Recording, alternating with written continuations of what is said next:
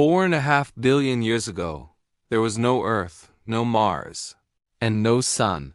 In the space where our familiar neighborhood now sits, there was only a vast, cold, and dark cloud of gas and dust drifting through the void of the Milky Way. This cloud, known as the solar nebula, was composed mostly of hydrogen and helium, the primordial elements of the Big Bang, but it was also seasoned with stardust, the heavy elements forged in the hearts of ancient stars that had exploded eons before. This is the starting point of our story, a silent, frozen cradle of potential. To understand how we got from this chaotic dust to the organized, life-bearing system we inhabit today, we have to look at the forces of gravity, heat, and rotation that transformed a ghostly cloud into a cosmic masterpiece. The process of creation began with a disturbance. Space is rarely truly still, and something, perhaps the shockwave from a nearby supernova or the passage of a wandering star, caused our nebula to begin to collapse under its own gravity. As the cloud shrank, it began to spin, much like a figure skater pulling in their arms to rotate faster. This conservation of angular momentum meant that as the nebula became denser, it also became flatter, transforming from a giant, shapeless blob into a thin, rotating disk. At the center of this spinning disk, gravity pulled the vast majority of the matter inward, creating a dense, hot core. This glowing ball of gas was our protosun. It wasn't quite a star yet, as it hadn't begun nuclear fusion, but it was already the dominant force in the region, radiating heat that would define the chemistry of everything that followed. As the protosun grew more massive and hotter, the surrounding disk of dust and gas began to sort itself out. This is where the geography of our solar system was decided. Near the center, where the heat was intense, only materials with high melting points could survive. Metals and rocks condensed into tiny solid grains. Further out, beyond what we call the frost line, temperatures were cool enough for water, methane, and ammonia to freeze into solid ice. This simple temperature gradient explains why our solar system is divided into two distinct neighborhoods: the inner terrestrial planets made of rock, and the outer gas giants made of ice and gas. In the inner system, there wasn't enough solid material to build giant planets, but in the outer reaches, the abundance of ice allowed planetary cores to grow massive enough to pull in enormous atmospheres of hydrogen and helium.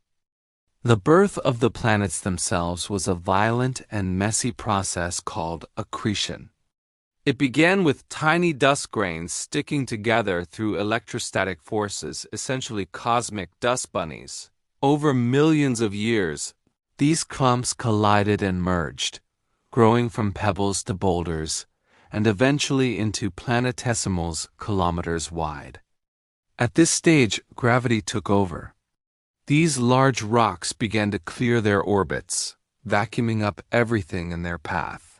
The early solar system was a chaotic shooting gallery where hundreds of these protoplanets vied for space. They collided in cataclysmic impacts that either shattered them back into dust or fused them into larger worlds.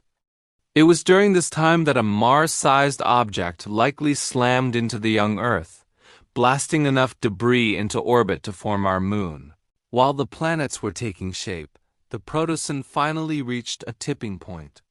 The pressure and temperature at its core became so extreme that hydrogen atoms began to fuse into helium. In an instant, the sun turned on, releasing a massive burst of energy known as Tory winds. This powerful solar wind acted like a cosmic leaf blower, sweeping the remaining gas and dust out of the planetary disk and into interstellar space. This event effectively froze the solar system in place.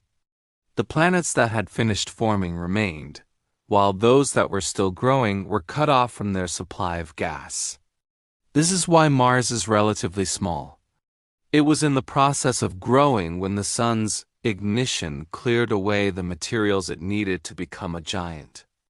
Once the gas was gone, the solar system settled into a period of relative stability, but it wasn't quite finished.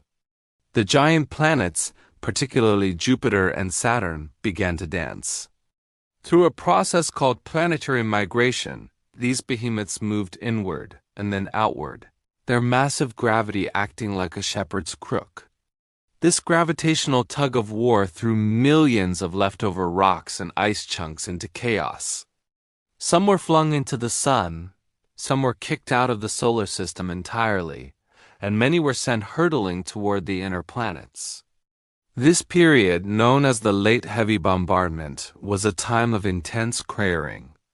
While it sounds destructive, this event may have been the most important for life on Earth, as these incoming comets and asteroids likely delivered the water and organic molecules that filled our oceans and jump-started biology.